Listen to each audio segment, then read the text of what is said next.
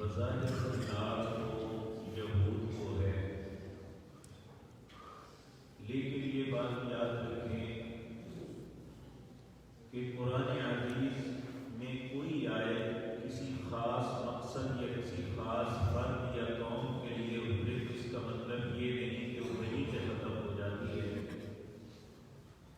بلکہ قیامت تک آنے والے لوگوں کے لیے ان میں ایک سبق ہوتا ہے، ایک درس ہوتا ہے کہ تم بھی ایسا نہ کرنا۔ ان میں پہلی بات جو بیان کی گئی ہے، بدقسمتی سے آج ہمارے اندر یہ کیفیت من وعن موجود تھی، جس طرح یہود میں تھی اور اللہ نے انہیں اس بات سے منع کیا۔ وہ یہ تھی کہ خود اپنے آپ کو بڑا اچھا سمجھنا اور دوسرے رائے غلط۔ خود تعریفی ایک ایسا بڑا جرم ہے، میں لفظ بڑا سخت بول رہا ہوں، حقیقت یہ جرم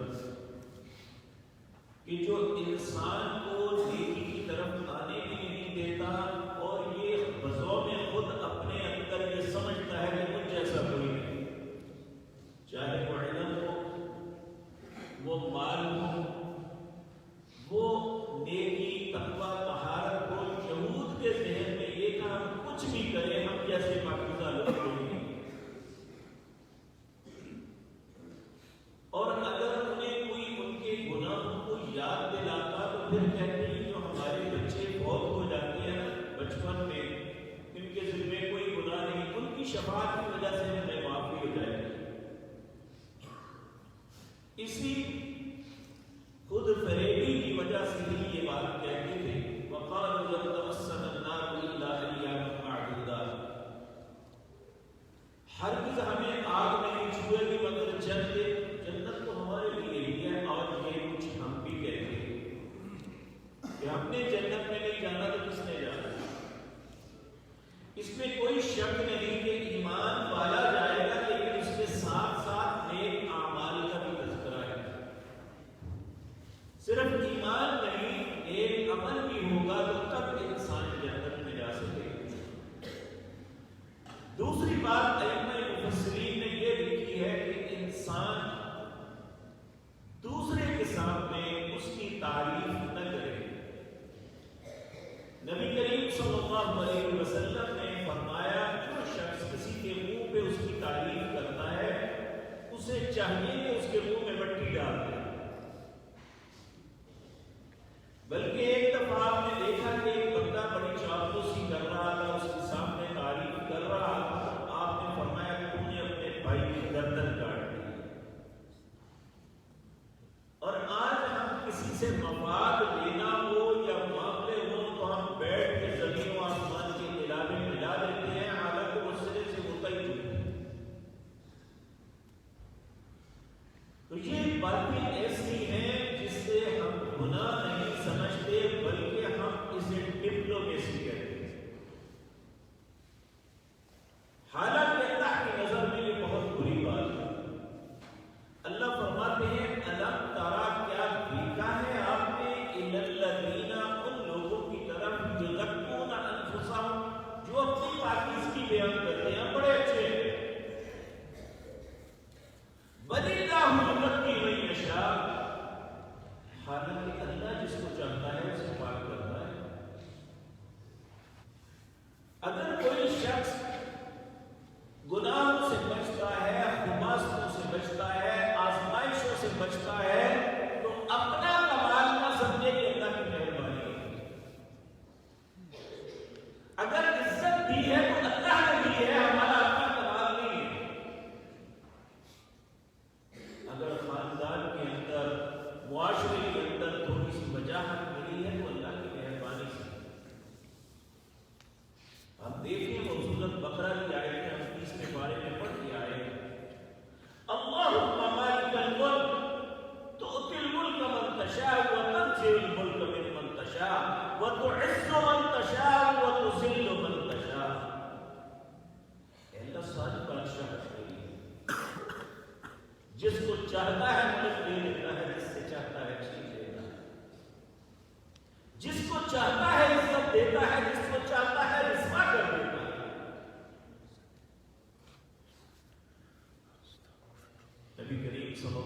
علیہ وسلم کی یہ دعا بڑی اہم ہے، وَأَجِرْنَا مِنْ خِزْيِ الدُّنْيَا وَعَذَابِ الْآخِرَةِ۔ اس دعا کا حصہ ہے کہ اللہم احسن عاقبتنا فی الامور کلھا، اے اللہ میرے انجام کو بہت اچھا کر دینا، وَأَجِرْنَا مِنْ خِزْيِ الدُّنْيَا، دنیا کی ذلت سے مجھے بچا، وَعَذَابِ الْآخِرَةِ، اور آخرت کے عذاب۔ یہ دونوں باتیں ناقابل برداشت ہیں انسان کے لیے، لیکن اگر اللہ نے عزت دیا تو اس کا مطلب یہ نہیں کہ میں اتراتا ہوں اور میرے جیسا کون ہے۔ کوئی علم کی بنیاد حضرت عمر رضی اللہ تعالیٰ عنہ کا قول ہے، آپ نے فرمایا جو شخص یہ کہتا ہے نا میں نیک ہوں، کبھی نہیں ہو سکتا، بلکہ یہ سمجھو کہ وہ ضد ہے۔ اور آپ آج دیکھ لیں جو لوگ اپنے آپ کو بڑا پاک صاف بتاتے ہیں اور دوسرے کو غلط بتاتے ہیں، وہ سب سے گندے لوگ ہوتے ہیں۔ بلکہ اچھے لوگوں کی پہچان یہ ہے کہ اس کے سامنے ان کی کوئی تعریف کرے کہ میں تو بڑا گنہگار ہوں، اللہ مجھے معاف کرے، میں ایسا نہیں، وہ ڈر جاتا ہے۔ اللہ رب العزت ہمیں بھی توفیق دے کہ ہم ایسا نہ کریں۔ پاکیزہ اللہ کی ذات ہے، اور اگر کسی انسان کو پاکیزگی ملتی ہے تو وہ اللہ کی رحمت سے ہے۔ بل اللہ یزکی من یشاء ولا یظلمون فتیلا۔ اللہ کہتے ہیں کھجور کی گٹلی کے اندر ایک چھلکا ہوتا ہے، اس کے درمیان میں باریک سا دھاگا ہوتا ہے، اسے فتیلا کہتے ہیں۔ فتیلا کے برابر بھی میں کسی پہ ظلم نہیں کروں گا، اگر پاک ہے تو اس کی پاکیزگی کا مطلب ہے، اگر برا ہے تو کہنے سے پاک نہیں ہو جانا۔ تو انسان کو کسب نفسی سے بھی ہمیشہ کام لینا چاہیے۔ آپ دیکھیں نبی کریم صلی اللہ علیہ وسلم کی انڈرسٹوڈ ہے اس کائنات میں آپ جیسا پاکیزہ متقی باعزت دوسرا انسان کوئی نہیں، یعنی آپ کے ہم پلہ کوئی نہیں، اللہ کی ذات کے بعد آپ کی ذات ہے۔ لیکن ایک مرتبہ آپ تشریف لائے تو لوگ کھڑے ہوئے، آپ نے فرمایا یہ کیا عجیبوں والا کام کیا ہے، میں اللہ کا بندہ ہوں، مت کیا کرو۔ پھر آپ نے فرمایا جو شخص یہ پسند کرتا ہے میرے آنے پہ لوگ میری عزت کریں، کھڑے ہو جائیں، اور وہ مقعدہ من النار، اس نے اپنا ٹھکانہ جہنم بنا لیا ہے۔ تو اللہ رب العزت نے فرمایا میں کسی پہ ظلم نہیں کروں گا، فتیلہ کے برابر بھی، اس دھاگے کے برابر بھی ظلم نہیں۔ جو اچھا ہے اس کا بدلہ اچھا ہے، جو برا ہے اس کا بدلہ برا۔ اپنی آپ کی پاکیزگی بیان کرنا یہ کوئی دانائی کی علامت نہیں۔ پھر اللہ کہتے ہیں کیف یفترون علی اللہ الکذب، ان کو دیکھو جو اللہ پہ جھوٹ باندھ رہے ہیں۔ اس وقت تو یہود تھے، لیکن آج بدقسمتی سے مسلمانوں کے بہت سے علماء یہ کردار ادا کر رہے ہیں، اور خصوصاً آج عوام الناس بھی اس کا شکار ہیں۔ ہمارے پاس ایک پوسٹ آتی ہے، کیونکہ اس وقت موبائل ایک ایسا چیز ہے جو ہر بچے سے لے کر بڑے تک ہر کے پاس ہے۔ ہم اس پوسٹ کی کوئی تحقیق نہیں کرتے، اسے آگے فارورڈ کر دیتے ہیں، جبکہ نبی کریم صلی اللہ علیہ وسلم نے فرمایا کفا بالمرء کذبا، کسی بندے کے جھوٹا ہونے کے لیے اتنا ہی کافی ہے کہ وہ ہر سنی سنائی بات آگے کرے، اس پہ تحقیق نہ کرے۔ میں آپ کے سامنے کچھ عرض کرتا ہوں، آپ کا حق یہ نہیں ہے کہ جو میں کہتا ہوں عنوان تسلیم کرے، میری بات کی تصدیق کرے، اگر وہ درست ہے تو تسلیم کرے، نہیں درست تو میرا کوئی حق نہیں ہے نہ غلط بات آپ کو کرواتا ہوں، اور آپ کا بھی یہ حق نہیں ہے کہ آپ میری غلط بات کو بھی تسلیم کریں۔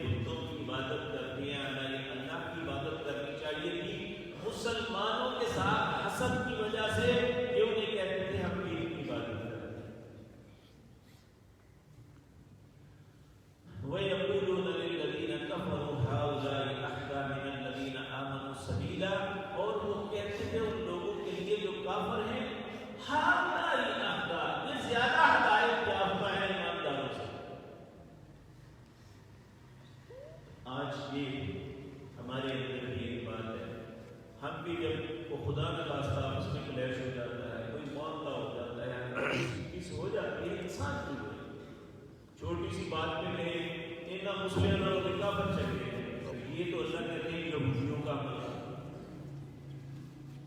مسلمان سے کافر کیسے اچھا ہو جاتا ہے؟ اللہ فرماتے ہیں ان لوگوں کی طرف دیکھا ہے یؤمنون بالجبت والطاغوت، جو بتوں اور طاغوت کو پہ ایمان لاتے ہیں، ویقولون اور کہتے ہیں یہ جو کافر ہیں ھذا یہدی، یہ زیادہ ہدایت یافتہ ہے من الذین، ان لوگوں سے آمنوا جو ایمان لائے، سبیلا راستے کے اعتبار سے یہ زیادہ بہتر ہے۔ اور جو مسلمانوں کے کفار کو فوقیت دیتا ہے اللہ اسے کیا سمجھتے ہیں؟ اللہ فرماتے ہیں اولئک الذین لعنهم اللہ، ایسے بندے پہ اللہ کی لعنت ہے جو کافر کو مسلمان سے بہتر سمجھتا ہے، جو ایماندار سے زیادہ کسی مشرک کو، یہودی کو، برے کو بہت اچھا کہتا ہے۔ اولئک الذین لعنهم اللہ ومن یلعن اللہ، جس پہ اللہ لعنت ڈال دے فلن تجد له نصیرا، اس کی کوئی مدد نہیں ہو سکتی۔ اس لیے بعض بات اپنے غصے کے اندر کسی شخص کی مخالفت کی وجہ سے کہہ دیتے ہیں اس سے تو چوڑے بہتر ہے، اس سے یہودی بہتر ہے، اس سے غلام بہتر ہے۔ واللہ باللہ سبحان اللہ، مسلمان کے پاس اللہ کی توحید کی نعمت ہے، جو رسول اللہ کی رسالت کا اقرار ہے، یہ دنیا کی ساری اچھائیوں سے بہتر ہے۔ اس سے بہتر انعام کسی انسان پہ نہیں ہو سکتا جو اللہ نے ہمیں عطا کیا ہے۔ تو جب اللہ نے ہمیں یہ انعام دیا ہے تو ہم نہ خود کو اور نہ دوسروں کو یہ نہ کہیں کہ وہ ہم سے بہتر ہے، وگرنہ اللہ کے اس حکم کی زد میں آ گئی کہ جو لوگ اولئک الذین لعنهم اللہ، جو ایسا سمجھتے ہیں، ایسا کہتے ہیں، ایسا سوچتے ہیں، ان پہ اللہ کی لعنت ہے۔ ومن یلعن اللہ، جس پہ اللہ لعنت کر دے فلن تجد له نصیرا، ان کا کوئی مددگار نہیں۔ تو یہ ایسی باتیں ہیں میرے عزیز بھائیوں، میں اور آپ سوچتے ہیں نظام کی بات نہیں ہے، کیا یہ سارے معاملے، یہ سارے کردار ہمارے اندر بھی موجود ہیں؟